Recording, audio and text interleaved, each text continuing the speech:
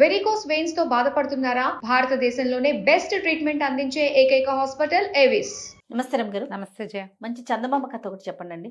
మామూలుగానే మనం ఒక పని చేద్దాం అనుకుంటూ ఉంటాం, కానీ అంటే ఎవరికైనా ఏదైనా ఇవ్వాలని వచ్చినా అప్పుడు ఆలోచిస్తూ ఉంటాం.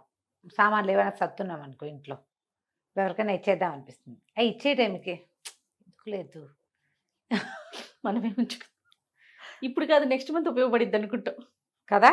కామన్గా ఒక కామన్ చాలా బాగుంది అనుకో చీర, అక్కయ్యకనో పినికనో తెస్తాం, మళ్ళీ ఆ చీర వెనక్కి పెట్టి ఇంకో చీర పెట్టేస్తాం. ఎంతమంది చేస్తారు చెప్పండి ఇట్లా.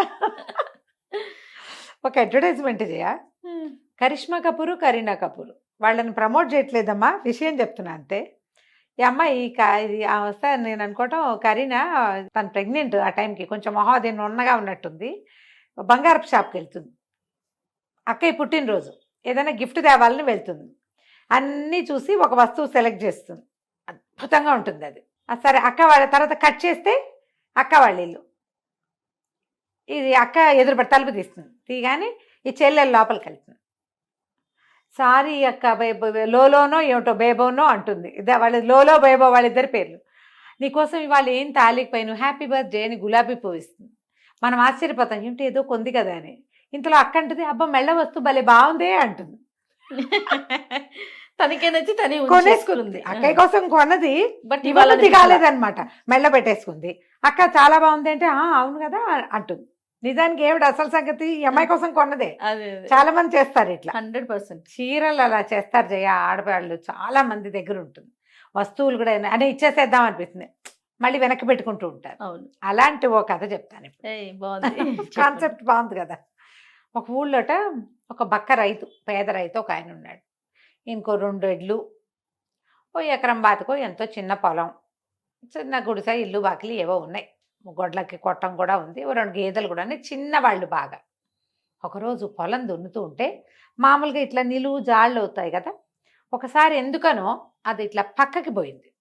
పోయేసరికల్లా అక్కడ ఏదో ట్రంగుమని తగిలింది, ఈ నాగేటి కర్రుకి తగిలింది అనమాట. ఏమిటా ఏదో టంగుమంది, మామూలుగా అది ఎప్పుడు చాలు కిందకి రాదు, పక్కకి పొరపాటున వెళ్ళింది, కర్రు అటు వెళ్ళిపోయింది అనమాట. సరే ఎద్దుని యువతలకి లాగి ఆ టంగుమన్న చోట ఒక గుణపం వేసి మెల్లిగా తవ్వి చూస్తే ఏముంది, అంత గిన్నె, కంచు గిన్నె, దాని నిండా బంగారం. హడిలిపోయాడు, అయ్య బాబోయ్ ఇంత బంగారం, తీసుకెళ్ళి న్యాయాధికారికి అప్పచెప్పేయాలనుకున్నాడు. దాన్ని తీశాడు బయటికి, యువతలకి తీశాడు. తీసి ఎక్కడిది, ఇది ఎలా వచ్చింది ఏమిటి అవన్నీ ఆలోచిస్తున్నాడు. భయము వణుకు చాలాసేపు అపిరితిపిరి అయిపోతారు మనుషులు అలాంటివి కనపడేసరికి. ఇంతలో ఏమైంది, చుట్టుపక్కల ఎవ్వరు లేరు, కానీ ఇతనికి కనపడింది గ్రామాధికారి పక్క ఊరు వెళ్తున్నాడు. ఆయన వెళ్తూ కనపడ్డాడు. కనపడేసరికల్లా గ్రామాధికారి కనపడుతున్నాడు, ఆయనకి ఇచ్చేద్దాం అనిపించింది. అయ్యగారు అయ్యగారు రండి రండి రండి అని కేకలు పెట్టాడు. ఆయనేమనుకున్నాడు, ఏదో అక్రమం జరిగింది ఇక్కడ, ఎవరైనా గట్లు జరిపేశారు, ఏదో అయ్యి ఉంటుంది, పాపం పక్కవాడు నేను కనపడ్డానని నన్ను పిలుస్తున్నాడని ఆయన వచ్చాడు. అక్కడి నుంచి నడిచి ఆయన దగ్గరకు వచ్చేసరికి ప్రాణోపల ఇవాళ కబుక్కని ఏం చేశాడు, దాన్ని ఇట్లా తోసేసి మట్టి తోసేసాడు కాలుతోటి దాని మీదకి. అయ్యగారు మీరు చాలా గొప్పవారు, మీ అంత తెలిసిన వాళ్ళు ఎవరు లేరు, మీరు చెప్పండి మా ఎలపటెద్దు మంచిదా దాపటెద్దు బాగుందా, ఈ రెండిట్లలో ఏది బాగుందో చెప్పండి అన్నాడు. ఆయనకి ఒళ్ళు మండి, నా దారిని నేను రోడ్డు అవతల నుంచి పోతూ ఉంటే ఇంత దూరం నన్ను ఎందుకు ఈ చాళ్ళల్లో పడి నడిపించాడు, 2 మంచివే పోరా పిచ్చి వెధవా అని వెళ్ళిపోయాడు.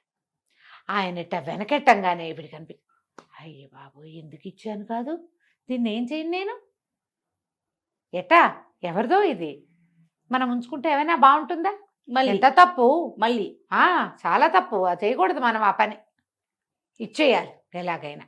సాయంత్రం దాకా 2 జాళ్ళు గీసాడు, ఎట్టగొట్టా పని చేశాడు, ఏం చేయాలో తోచటలా. ఇంతలో ఏమైంది, సాయంకాలం అయ్యేసరికి పొద్దున్నే న్యాయాధికారి ఊరెళ్ళాడు కదా, ఆయన నడుచుకుంటూ వస్తున్నాడు అటు నుంచి. ఆయనకి ఇచ్చేద్దాం అనిపించింది వీడికి. మళ్ళీ పిలిచాడు, అయ్యగారు అయ్యగారు అయ్యగారు రండి అన్నాడు. అనేసరికి ఈయన సరే ఎందుకో మళ్ళీ పిలుస్తున్నాడు, ఏదో ఉంది చెప్పలేక బాధపడుతున్నాడు వాడు అనుకున్నాడు. ఆయన మళ్ళీ ఆ దారి అవతల నుంచి గట్లన్నీ దిగి వీళ్ళ చాట్లోకి వచ్చాడు. వచ్చేసరికల్లా మళ్ళీ ఇవ్వబుద్ధి కాల. గబుక్కొని దాని మీద మట్టి తోసేసి, మీరు పొద్దున్న చూశారు కదా నేను ఇటు తవ్వటం ఇటు దున్నటం, ఇప్పుడు ఇది దున్నాను, ఈ జాలు బాగుందా ఈ జాలు బాగుందా నిజం చెప్పండి అన్నాడు. చెర్రెత్తుకొచ్చింది. ఏమిటి వీడు దున్నిన చాళ్ళకి ఎవడైనా న్యాయాధికారి వచ్చి ఇది బాగుంది ఇది జడ్జిమెంట్ చెప్పాలా? పని చేసుకోపో వెధవా, దారిపోతున్న వాళ్ళందరినీ పిలుస్తావు, పని పాటలేదా నీకు అన్నాడు. ఆయనకే నవ్వొచ్చింది. అమాయకుడు వీడు, అందుకే ఇట్లా పిలుస్తున్నాడు అనుకున్నాడు. అనుకొని వెళ్ళిపోయాడు. మళ్ళీ బాధ వచ్చేసింది. అమ్మో నేను ఎందుకు ఇవ్వటం లేదు, దీన్ని ఎట్ట ఉంచుకొని నేను, ఇది తప్పు కదా. సరే ఇప్పుడు ఏమైనా సరే అక్కడికి వెళ్ళిపోవాలనుకున్నాడు. సరే ఏం చేశాడు, ఒక గోను సంచిలో తనకు ఫుడ్ తెస్తుంది భార్య, ఒక సంచిలో పెట్టి పొద్దున్నే తెచ్చిపెట్టింది, అందులో దాన్ని పెట్టుకున్నాడు. భుజాన్ని వేసుకుని గొడ్లని ఎడ్లని రెండింటిని తోలుకుని పోయాడు ఇంటికి. తోలుకు పోయాక వాకిట్లో నిలబడి, ఏమే నువ్వు ఒక పని చేయి, నేను కొంచెం న్యాయాధికారి దగ్గరికి వెళ్ళి రావాలి, ఈ ఎడ్లు రెండింటిని నువ్వు లోపల కట్టేసి కొంచెం మేకలకి గొర్రెలకి గేదెలకి వీటికి గడ్డి పడేసి పని చేయి నా బదులు అనేసరికి భార్యకి డౌట్ వచ్చింది. అసలు వీడు గొడ్లు పోయి వదిలిపెట్టాడు ఎవరి మీద, పైగా భుజాన్ని ఏదో సంచి వేసుకున్నాడు. ఆ సంచి ఏమిటి, అది రోజు మడతపెట్టి ఇట్లా చంకలో పెట్టుకొస్తాడు. ఏం వేసుకొచ్చాడు అందులో? వచ్చింది ఆవిడకి డౌట్. ఒకటి, న్యాయాధికారి ఇంటికి వెళ్తానంటున్నాడు ఎందుకు, ఏదో ఉందనుకుని ఆవిడేమంది, ఆహా నీ ఎడ్లకి వాటికి గోడ్లకి పని చేయడానికేనా నేనున్నాను, నా ఇంట్లో పని ఎవడు చేస్తాడు, చేతనైతే చేసుకో, లేకపోతే నీ గొడ్లకి ఇప్పుడు తినలేదు నేను పెట్టడం, నీకు అన్నం పెట్టడానికే నాకు సమయం సాల్టలేదు, పెట్టుకోలేకపోతే పో అనగానే, మరి ఇప్పుడు గొడ్లకి తిండి లేకపోతే రైతు కదా, అవును కదా, అందుకని ఏం చేశాడు, ఆ భుజాన ఉన్న సంచిని తీసి కింద పెట్టి ఇది 2 ఎడ్లని కొట్టంలోకి తీసుకుపోయాడు. ఒక క్షణంలో అవదది, వీటిని కట్టేసి లోపల ఎక్కడో పక్కన ఇంత గడ్డి ఉంటుంది, అన్ని జాళ్లల్లో ఇవి తీసుకుపోయి కాస్త గడ్డి పడేయాలి. అతను ఆ పని చేసే లోపల ఈ భార్య ఏం చేసింది, గబగబా వచ్చేసి ఆ సంచి కూడా తీసి చూస్తే ఏముంది, ఇంత కంచు గిన్నె ఇంతది అడుగెత్తుంది, ఒక 6 అడుగు 20 అడుగు కైవారం కూడా ఉంది. అమ్మ బాబు ఇది నిండా బంగారమే, ఊరిని వీడు న్యాయాధికారి అంటున్నాడు, అక్కడ ఇచ్చేస్తాడో ఏమిటో వీడి తెలివితేటలు, వీడి బొందా అని చెప్పి ఏం చేసింది, చటుక్కున ఆ గిన్నె పట్టుకెళ్ళి లోపల పెట్టేసి అదే సైజులో ఉన్న ఒక పలుగురాయిని తెచ్చి అందులో పెట్టేసి కట్టేసింది. మనవాడికి ఏం తెలుసు, రైతుకి తెలీదు, ఆడవాళ్ళు స్త్రీ బుద్ధి ప్రళయాంతక అన్నారు, అందుకే ఏం చేసింది, ఆ సంచి పుచ్చుకుని వెళ్ళిపోతుంటే మాట్లాడకుండా ఊరుకుంది ఆవిడ. ఇతను పోయి న్యాయాధికారి గారి వాకిట్లోకి వెళ్ళాడు. అయ్యగారిని కేకేయండి మాట్లాడాలన్నాడు. పని వాళ్ళు ఎవరో 2-3 ఉన్నారు. అయ్యగారు మన అవతల బీళ్ళ దగ్గర ఉండే బకరైతే ఒకడు మిమ్మల్ని చూడడానికి వచ్చాడండి అనేసరికి ఆయన వచ్చాడు. అయ్యగారికి ఒక బహుమతి తెచ్చాను అన్నాడు. అయ్యగారు మీకు బహుమతి తెచ్చానండి ఇదిగోండి అన్నాడు. అనగానే న్యాయాధికారికి ఏమనిపించింది, వీడు పొద్దున్నుంచి ఏదో చెప్పాలనుకుంటున్నాడు మనతోటి. పొద్దున్న వెళ్ళేటప్పుడు పిలిచి ఒకటన్నాడు, వచ్చేటప్పుడు పిలిచి ఇంకోటన్నాడు, ఇప్పుడు ఏమిటో మూట పుచ్చుకొచ్చాడు, ఏదో ఉంది విశేషం అని, తీయండిరా విప్పండి మూట అన్నాడు. ఏముంది మూట విప్పితే చూస్తే అందులో ఇంత పలుగురాయి. ఒళ్ళు మండిపోయింది. రైతు నిర్ఘాంతపోయాడు. ఏమైంది గిన్నె అక్కడికి అర్థం కాల, బిక్క చచ్చిపోయి నుంచున్నాడు. అక్కడి నుంచి ఆయన జడ్జి గారు అన్నాడు, వేధవని కట్టేసి ఉరిదీసేయండి వాళ్ళ వీడిని. అయ్యో పొద్దున్నుంచి పనిపాడు చేశాడు, ఇప్పుడు బహుమతిని పలుగురాయి తెస్తాడా పాపిష్టి వేధవా, వీడిని ఉరిదీసేయండి అన్న. అనగానే ఏముంది, వీడిని తీసుకుపోయి ఒక కొట్టలో పడేశారు, రేపు పొద్దున్నే తీస్తారు ఊరి, ఇది సాయంకాలం. వీడు అక్కడ కూర్చుని ఇట్లా ఆలోచిస్తున్నాడు, ఎంత గిన్నె ఎంత ఎత్తు, తన నిండా బంగారు మెరిసిపోతుంది, ఇలా సైగలు మాట్లాడుకుంటున్నాడు అనమాట వాడిలో వాడే. వాడు ఇంత ఇంత అనేసరికల్లా ఇది పాలేళ్ళు ఉంటారు కదా, వాళ్ళంతా చూసి వాడు ఏంటో కొలుస్తున్నాడండి చేత్తోటి, ఇంతంటాడు ఇంతంటాడు ఇట్లా అంటున్నాడు, ఏదో మెరుస్తోంది అంటాడు, ఏదో ఉందండి అనేసరికల్లా లోపలికి పిలిచాడు. మళ్ళీ పిలిచి ఏమిట్రా ఏదో కొలుస్తున్నావుట అన్నాడు. వీడికి మళ్ళీ బంగారం పేరు చెప్పబుద్ధి కాల. అప్పుడు కూడా అయ్యగారు కాదండి మిమ్మల్నేనండి, మీ తల ఇంత ఎత్తు ఇంతలా ఉంది, మీ బొజ్జ ఎంత ఉంది, మీ మెడ ఇంత ఎత్తు ఉంది అని మీ కొలతలేనండి కొలుస్తున్నాను అన్నాడు. అనేసరికి ఒళ్ళు మండిపోయింది. వెధవా పిచ్చివాగుడు బాగుతావా, ఒరే విని ఆపద్దు ఊరు తీసేయండి ఇప్పుడే అనగానే తీసుకెళ్ళి కట్టేశారు. తీసుకెళ్ళి వెనక చేతులు 2 కట్టేసి దీని పేరేమిటి మన ఊరికో ఎక్కి తగిలిచ్చేయబోయారు. అక్కడే ఉంది పక్కన. ఓహో. మెడకు తగిలించబోతుంటే ఉండండి ఉండండి ఒక్కసారి అయ్యగారితో మాట్లాడాలంటే సరే చచ్చిపోతాడు వీడు, ఉరి తీస్తే ఏముంది పుసుకొని పోతాడు, ఇంకోసారి మాట్లాడతానంటున్నాడని ఏదైనా చెప్తాడని పిలిచారు. వీడికి అప్పుడైనా చెప్పేద్దామని పిలిపించాడు.